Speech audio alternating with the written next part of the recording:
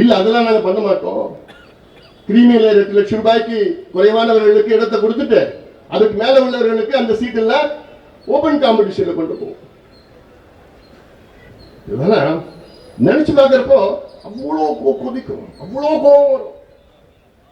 ஆனா கோபம் வந்து என்ன பிரயோஜனம்? நீங்க எல்லாம் ஒன்னா வரமாட்டீங்களே, இவ்வளவோ மக்கள் தொகை இருந்தோம் வரமாட்டீங்களே.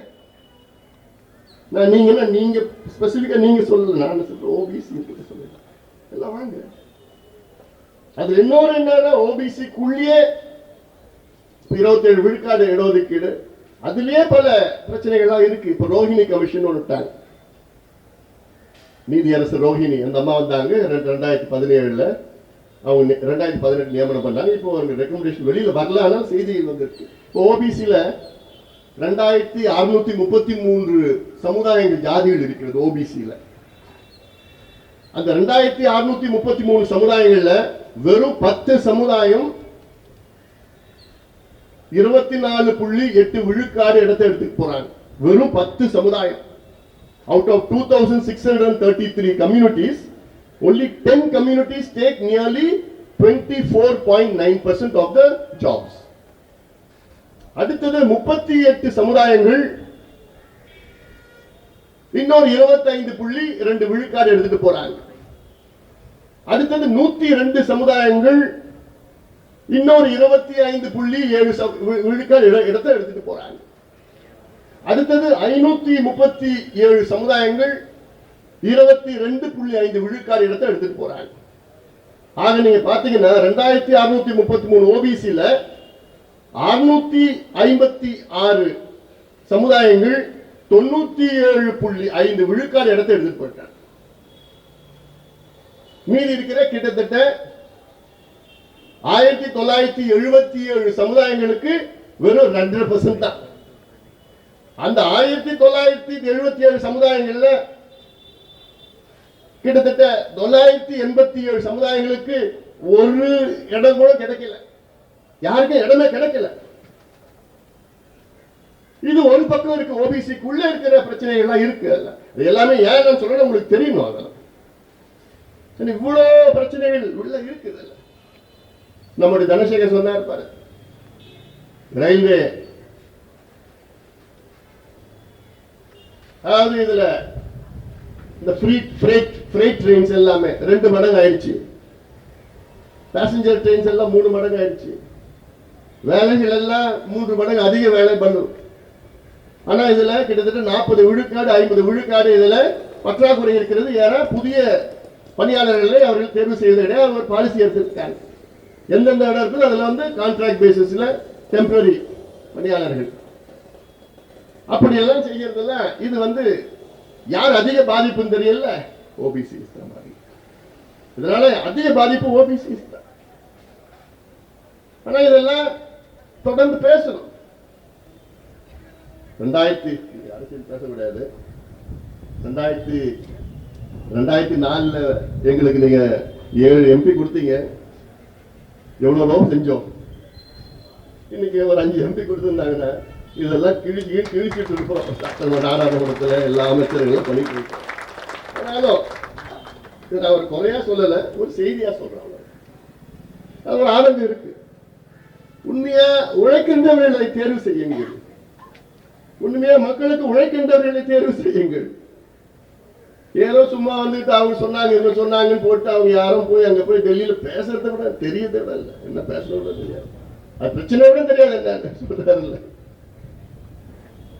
தனசேகர் சொல்றாருல்ல, அது என்ன பிரச்சனை தெரிய போறது இல்லை. இதெல்லாம் புரிந்து கொள்ளுங்கள். நிச்சயமாக உங்களுடைய 12 கோரிக்கைகளும் பாட்டாளி மக்கள் கட்சியினுடைய கோரிக்கைகள் தான். இது எங்களை பொறுத்த வரைக்கும் புதுசு கிடையாது. பாட்டாளி கட்சி உங்க 12 கோரிக்கையில நாங்க எப்பயோ எடுத்து செய்யணும், நடைமுறைப்படுத்தணும், போராடிட்டு தான் வரோம். அதனால இது உங்க கோரிக்கைகள் மட்டுமல்ல, இது என்னுடைய கோரிக்கைகள், எங்களுடைய கோரிக்கைகள், எங்கள் கட்சியினுடைய கோரிக்கைகள், எங்கள் மருத்துவர் ஐயாவுடைய கோரிக்கைகள் உறுதியாக நிறைவேற்ற வேண்டும் என இதை நிச்சயமாக முயற்சின்னு நான் சொல்ல மாட்டேன். இது போராட்டங்கள் நடத்தணும்.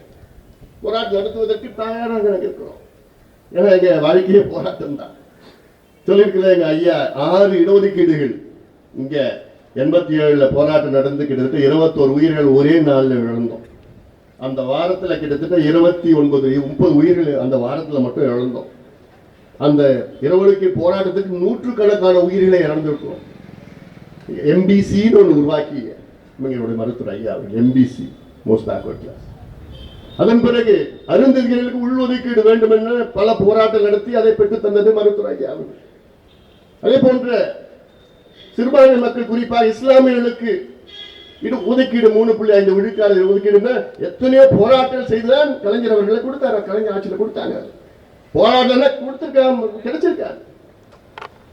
அதன் பிறகு நான் மத்திய அமைச்சராக இருந்த நேரத்தில் ஆல் இந்தியா மெடிக்கல் எக்ஸாம்ல கிட்டத்தட்ட 20-25 ஆண்டுகள் அவர்கள் இடஒதுக்கீடு கிடையாது எஸ்சி எஸ்டிக்கு.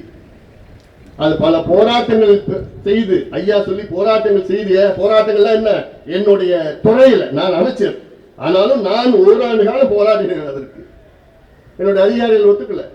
அதை மீறி ஃபைல்ல எழுதின, ஏதாவது ஒரு பிரச்சனை இருந்ததுன்னா இதற்கு நான் பொறுப்பு, ஃபைல்ல எழுதுனேன். அதுக்கப்புறம் தான் என்னுடைய செயலாளர்கள்லாம் ஓஹோ இவன் விடமாட்டான்டான்னு சொல்லிட்டு தான் ஒரு வழி இல்லாம போய் அப்புறம் அணுகுமொழி உச்ச நீதிமன்றம் போய் பண்ணோம். 2008 முதல் முறையாக ஆல் இந்தியா என்ட்ரன்ஸ் எக்ஸாம்ல மெடிக்கல் எக்ஸாம்ல எஸ்சி எஸ்டிக்கு இடஒதுக்கீடு வழங்கிய கட்சி பாட்டாளி மக்கள் கட்சி, மருத்துவர் ஐயா அவர்கள். இந்த 27 விழுக்காடு கல்வியில, வேலை வாய்ப்புல விபி சிங் கொண்டு வந்துட்டார். கல்வியில 2004 நாங்க யூபிஏ கவர்மெண்ட் ஐக்கிய முற்போக்கு அரசில் இருந்தோம். கட்சி ஒரே ஒரு கோரிக்கை தான் வச்சது, சோனியா காந்தி அம்மையார்கிட்ட ஒரே ஒரு கோரிக்கை தான், என்னன்னா கல்வியில 27 விழுக்காடு இடஒதுக்கீடு கொடுக்கணும்னு சொல்லி ஆல் இந்தியா லெவல். அம்மா சரின்னு சொன்னாங்க. பிறகு 2 ஆண்டு காலம் ஆகியும் அதை நடைமுறைப்படுத்தல.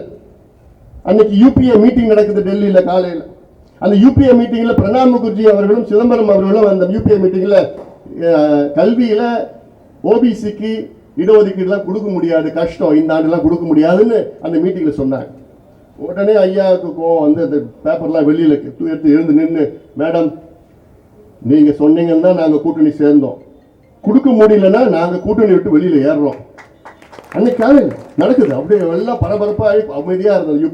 யூபிஏ மீட்டிங்லாம் இருக்கிற எல்லா தலைவர்களும், பிரதமர்ல இருந்து சோனியா காந்தி அம்மையார், சரத் பவார்ல இருந்து லாலு, முலா எல்லாமே இருக்கிறவங்க கூட்டணி கட்சிகள். பிறகு சோனியா காந்தி அம்மையார் ஐயா பார்த்து, doctor Ramadoss please please please sit down, we will definitely discuss and we will meet again this evening. அப்புறம் சாயங்காலத்துக்குள்ள மறுபடியும் எல்லாம் ஐயா எல்லாத்துக்கும் ஃபோன் பண்றாரு. இங்க கலைஞருக்கு ஃபோன் பண்றாரு, அங்க ஃபோன் பண்றாரு, அப்புறம் கம்யூனிஸ்டுக்கு ஃபோன் பண்றாரு, முலாயம், லாலு எல்லாத்துக்கும் பேசி கீசி எப்படியாவது நீங்க ப்ரெஷர் பண்ணுங்க சொல்லி இல்லி போட்டு அப்புறம் அன்னைக்கு சாயங்காலம் மறுபடியும் விவாதம் நடக்குது. விவாதம் நடந்து அவசியம் கொடுத்துதான் ஆகணும்னு சொன்ன உடனே பிறகு அந்த கூட்டத்தில் ஏத்துக்கிட்டு அந்த ஆண்டிலிருந்து இந்திய அளவில் ஓபிசிகளுக்கு கல்வி நிலையங்கள் 27 விழுக்காடு வழங்கப்படும் என்று அந்த யூபிஏ மீட்டிங்ல தீர்மானம் போட்டாங்க. நினைச்சு பாருங்க, ஐயா அந்த கூட்டத்தில் இல்லைன்னா இன்னைக்கு வரைக்கும் ஓபிசிக்கு கல்வியில 27% வந்திருக்காரு, 100% வந்திருக்காரு. அதை நான் எழுதி வேணா எங்க வேணா அடிச்சு சொல்லுவேன், வந்திருக்காரு. எத்தனை பேருக்கு தெரியாது. இப்படி 86 வயதுல இன்னும் இந்த மக்கள், அடித்தள மக்கள், அடக்கப்பட்ட, ஒடுக்கப்பட்ட, வஞ்சிக்கப்பட்ட, தாழ்த்தப்பட்ட பழங்குடி மக்கள், சிறுபான்மை மக்கள், எல்லா மக்களுக்காக இன்னைக்கு போராடக்கூடிய ஒரே தலைவர் எங்களுடைய மருத்துவர் ஐயா அவர்கள். இதை நான் சொல்லி ஆக வேண்டும். அவர் வழியிலே நாங்கள் வந்தவர்கள். நிச்சயமாக உங்களுடைய உரிமைகளை நாங்கள் மீட்டு எடுப்போம், மீட்டு தருவோம். இது எங்களுடைய கடமை, எங்களுடைய கடமை. பாலு சொன்னார் பாரு, உங்களுக்கு அப்படி ஏதாவது ஒரு பிரச்சனைனா வாங்க, நானே கேஸ் போடுறேன். இதை நானும் அப்சல் கிட்ட சொன்னேன், இது மாதிரி இப்போ நிர்வாகிகள் அவங்கள டிரான்ஸ்ஃபர் பண்ணி அங்கே பண்ணுறாங்க, இங்கே பண்ண டிஓபிடியிலே பண்ணக்கூடாதுன்னு சொல்லியிருக்குது. கொடுங்க எனக்கு லெட்டர், நானே எழுதுறேன், அமைச்சருக்கு எழுதுறேன், இங்கே ஜிஎம் எல்லாத்தையும் நானே எழுதுறேன். ஒரு 2-3 லெட்டர் எழுதுனா தான் இவங்க பயப்படுவாங்க. எல்லாம் யாரும் கேட்கலன்னா யாரும் ஒன்றும் ஆக போகிறது கிடையாது. சொல்லுங்க யார் யாரில் பாதிக்கப்பட்டிருக்காங்க என்னன்னு சொல்லுங்க. லெட்டர்லாம் எழுதுறோம், அங்கே எழுதி போடுறோம், எல்லாம் பிரச்சனை இல்லை. அதனால இதெல்லாம் நிச்சயமாக மனதில் கொண்டு எல்லோரும் வாருங்கள், ஒன்று வாருங்கள்.